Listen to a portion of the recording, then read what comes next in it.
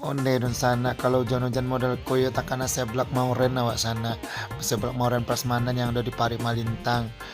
Kalau menurut kami sekeluarga mungkin seblak kok ndak ada duonya udah sana di Padang Pariaman.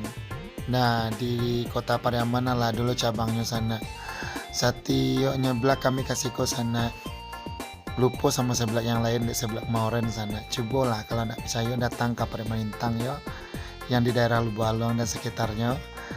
Kau cara prosesnya seblaknya sana kita cari ke dapurnya cibuk-cibuk sengene.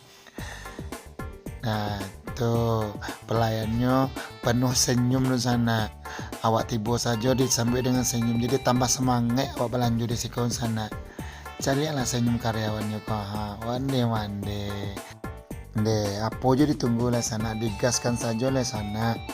Di samping rasanya nan lama, karyawannya nan ramah. Kalau harago jangan ditanya sana, harago kaki limo, rasanya bintang limo sana. Kalau ndak percaya cobalah kasih ke sana ya. Kita spill cie-cie beko. Bantu seblak tuh yang rancak tuh model kombo yang pasan ke sana. Kau struknya sana, beko di palambeknya sana biar nampak parakananya. Nah, penyajiannya rancak sana. Boleh dicari cek kau yang kami balik hari kini ya sana.